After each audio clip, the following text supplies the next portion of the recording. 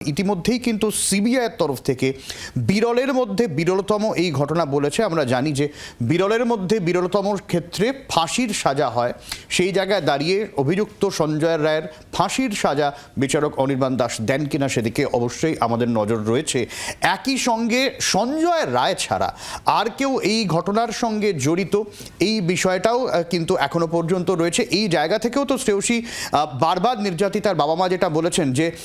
একাধিক অভিযুক্তের কথা বলেছেন, যেখানে শুধুমাত্র সঞ্জয় রায়ের নামই এখনো পর্যন্ত সামনে এসেছে। কিন্তু এই একটা আক্ষেপও তো এখনো পর্যন্ত তাদের রয়ে গেছে শ্রেয়সী, যে আর নতুন করে এখনো পর্যন্ত কারোর নাম সেভাবে সামনে আসেনি।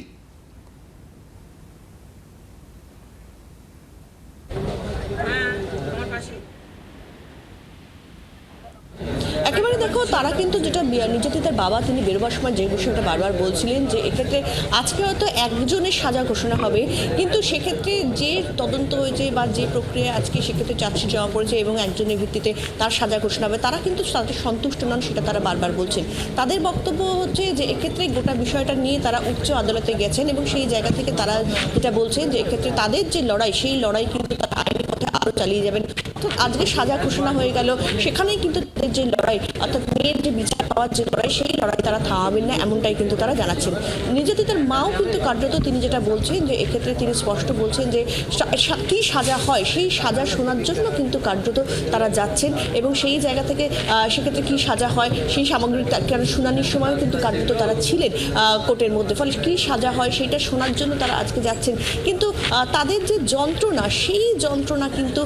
কমবে না, অর্থাৎ সেই জায়গা থেকে সন্তান হারানোর যে বেদনা, সেই বেদনার জায়গাটাই কিন্তু কার্যত নির্যাতিতার মায়ের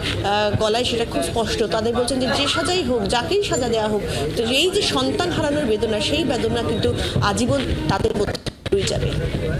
একদমই সেই বেদনা নিয়েই দাঁতে দাঁত চেপে লড়াই চালিয়ে দিয়েছেন বাবা মা, এবং এখনো পর্যন্ত আমরা অপেক্ষা প্রত্যেকেই করছি, গোটা দেশ করছে, গোটা রাজ্য করছে যে কি সাজা দেন বিচারক এই অভিযুক্ত সঞ্জয় রায়। নান্টু আমাদের আরেক প্রতিনিধি রয়েছেন, আমি আবারও নান্টুর কাছে চলে যাব সরাসরি। নান্টু, তোমাকে দেখি যে এই মুহূর্তে একদিকে যখন সঞ্জয় রায় তাকে যখন করছে বা নিয়ে আসা হয়েছে শিয়ালদা কোর্টে এবং ঠিক তার বাইরে কিন্তু বিক্ষোভ প্রদর্শন করছে এবং বলা যেতে পারে যে তারা প্রত্যেকেই যারা রয়েছেন তারা কিন্তু প্রত্যেকেই চাইছেন যে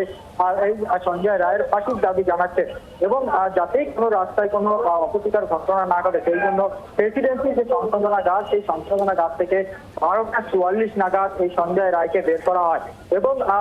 প্রথমে একটি পাইলট কার ছিল এবং তারপরে দুটি গাড়ি ছিল কালো কাচ লাগানো, সেই দুটি গাড়ি, সেই দুটি গাড়ির মধ্যে একটি গাড়িতে সঞ্জয় রায় তাকে নিয়ে আসা হয় এবং তার পিছনে কিন্তু একাধিক প্রিজন ভ্যান ছিল, যার মধ্যে একদিকে র্যাব ছিল, অন্যদিকে কলকাতা পুলিশের যারা আধিকারিকরা ছিল তারা ছিল এবং বাহিনী ছিল। অর্থাৎ রাস্তাতে কোনো রকম যাতে অপ্রীতিকর ঘটনা না ঘটে সেই কারণে একেবারে কড়া নিশ্চিত নিরাপত্তা বলায় মুড়ে ফেলে কিন্তু সঞ্জয় রায়কে নিয়ে আসা হয় এবং অন্যদিকে গোটা রাস্তায় কোথাও কিন্তু সিগন্যাল রেড ছিল না, গ্রিন সিগন্যাল করে নিয়ে আসে, গ্রিন ছিল, অর্থাৎ গ্রিন করিডর করে অতি দ্রুত সঞ্জয় রায়কে যাতে কোর্টে নিয়ে আসা যায় সেই কিন্তু চেষ্টা ছিল পুলিশের এবং দেখা গেল ঠিক 12:58 নাগাদ সঞ্জয় রায়কে এই শিয়ালদা আদালত তাকে কিন্তু নিয়ে আসা হয় এবং একদিকে যেমন শিয়ালদা কোর্টের বাইরে বিভিন্ন সংগঠন তাদের বিক্ষোভ চলছে, ঠিক অন্যদিকে যাতে কোনো রকম অপ্রীতিকর ঘটনা না ঘটে সেই জন্য শিয়ালদা কোর্টের বাইরে প্রচুর পুলিশ মোতায়েন রয়েছে। বাংলার আওয়াজ, বাঙালির আবেগ, জি 24 ঘন্টা।